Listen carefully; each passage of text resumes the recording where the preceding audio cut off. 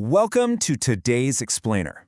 Right at this very second, a massive geopolitical suspense thriller is unfolding, and the clock is literally ticking down to zero.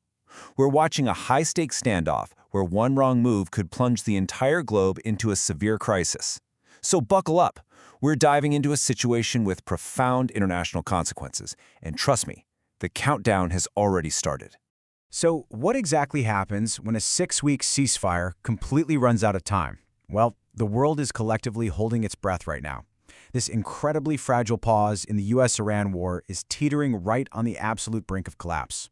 For over a month, the guns have been relatively quiet, which gave diplomats a fleeting window to halt a devastating conflict. But, that window is slamming shut fast.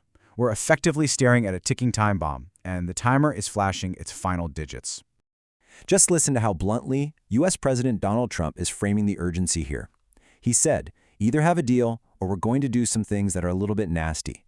This isn't your standard coded diplomatic language, right? The White House has made it crystal clear that their patience has totally evaporated. If a peace agreement isn't inked immediately, the United States is fully prepared to return to heavy military engagement. It's a stark ultimatum leaving virtually zero room for error. And you can feel the sheer immediacy of this threat when you look at the actions being taken. President Trump actually canceled his weekend plans, including his own son's wedding, returning urgently to the White House due to government circumstances. When the president rushes back and defense officials are ordered to urgently update military recall rosters for U.S. installations overseas, you know the stakes are astronomically high. They are heavily prepping for renewed strikes at a moment's notice. Let's just track the rapid progression of this escalation. The joint U.S.-Israeli war kicked off on February 28th. Then, we got that desperately needed 6-week ceasefire in mid-April. But fast forward to May 22nd, and the U.S. military is actively updating those recall rosters. The whole military apparatus is wide awake and just waiting for a single command. The trajectory here points straight back to war if a diplomatic miracle doesn't happen. Section 1. The secret weapon, mediators. Now here's the crazy part. When two heavily armed nations absolutely refuse to speak directly to each other, who actually steps in to save the world? It falls to back-channel negotiators racing against the clock. A diplomatic mediator is a neutral third party acting as a vital conduit.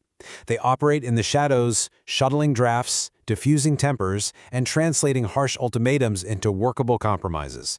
In this specific crisis, without these intermediaries, there'd be absolutely no brake pedal. We just plunge straight into total war. And right now, there is a frantic, rapid-fire scramble going on. Pakistan is serving as the primary conduit. Their Interior Minister, Mohsen Naqvi, started the heavy lifting with meetings in Tehran. And now the heavy artillery of diplomacy has been brought in. Pakistan's Army Chief, Field Marshal Syed Asim Munir, has raced over to Iran. Plus, a high-level Qatari delegation has joined the efforts right there in Tehran. These mediators are essentially acting as the world's bomb squad, sweating over exactly which wire to cut to defuse this whole thing. Which brings us to Section 2, the underground deadlock. So, if Pakistan and Qatar are working this intensely, what's the massive roadblock keeping everyone from signing a deal? Well, the answer is actually buried deep underground. The U.S. wants a 20-year suspension on nuclear enrichment, but Iran is only countering with a 5-year halt. And the real kicker? The U.S. is demanding the immediate removal of Iran's nuclear stockpile, and Iran is flat-out refusing, citing a lack of technology. You can just imagine the insane tension in that room as Qatari and Pakistani officials try to bridge this massive, massive chasm. To put that stockpile into perspective, we're talking about 440 kilograms of highly enriched uranium, nuclear dust sitting underground. That is enough material for multiple weapons. But here is Iran's bizarre sticking point. They claim they simply don't have the tractors or the specific technology to safely move it out of the country, saying only the US or China can actually do it. Whether that's the genuine logistical truth or just a clever stalling tactic, it's a 440-kilogram roadblock completely paralyzing the peace process. But the plot thickens even more when you look at the deeply rooted mistrust here. The U.S. stance is uncompromising. Iran can never have a nuclear weapon. It just cannot. They see an existential threat. But Iran's stance, we are simply demanding our rights. There is no nuclear threat. Reconciling these two totally opposite worldviews is the agonizing, almost impossible task currently falling entirely on our mediators' shoulders. Moving to Section 3, choking the Strait of Hormuz. Okay, even if by some miracle they solve the nuclear deadlock, there's a second trapdoor that could literally blow up the global economy. Before the war, an average of 138 ships moved through the Strait of Hormuz every single day, carrying a huge chunk of the planet's oil and liquid natural gas. Look at the recent week average: 4 ships. Just 4. The world's most vital energy artery has been almost completely severed.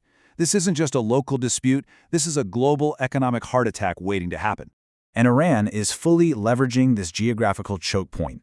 They've established the Persian Gulf Strait Authority, arguing that the war created a fundamental change in circumstances. Because of that, they're now demanding that any commercial ship passing through this international waterway has to pay a toll and get direct authorization from their military. As you might guess, that's a massive issue for the United States. U.S. Secretary of State Marco Rubio stated, "I don't know of anyone in the world that should be in favor of a tolling system in an international waterway. The U.S. sees this as a total non-starter. If a toll is allowed here, it sets a super dangerous precedent for international waters all over the globe. So our mediators from Qatar and Pakistan aren't just untangling a nuclear crisis, they are desperately trying to lift a blockade that threatens global energy prices everywhere." And the U.S. isn't just sitting by. To enforce their stance against Iran controlling the strait, the U.S. military blockade has aggressively redirected 97 commercial vessels since mid-April. 97. It's a high-stakes game of naval chess right now. Both sides are digging their heels in, weaponizing the physical geography of the Persian Gulf to force major concessions before the clock runs out. Section 4. The looming Plan B. So, what exactly happens if the mediators from Pakistan and Qatar pack their bags and the clock finally hits zero? Well, a terrifyingly rapid escalation protocol takes over. First, diplomatic negotiations formally collapse. Next, the U.S. and NATO allies initiate what they're calling Plan B to forcefully blow the Strait of Hormuz wide open. And step 3, a massive resumption of severe military strikes on both sides. The U.S. wants a decisive victory, and Iran is fully ready to fight back. And guys, this isn't just about two nations anymore. Iran is explicitly warned that if aggression is repeated, the promised regional war will extend beyond the region this time. The stakes here literally threaten the stability of the entire globe. We are staring down the terrifying prospect of a fully globalized conflict. This is exactly why the frantic, around-the-clock work of those Pakistani and Qatari diplomats is so incredibly, absolutely vital right now.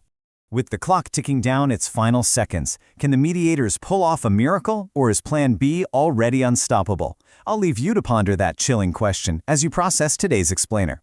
Consider just how dangerously close we are to the edge. The entire world is watching this diplomatic scramble in Tehran, praying these neutral mediators can find a path through the nuclear dust and naval blockades. Until then, the clock keeps ticking. Thanks for joining me, and keep your eyes glued to the headlines because this story, it is far, far from over.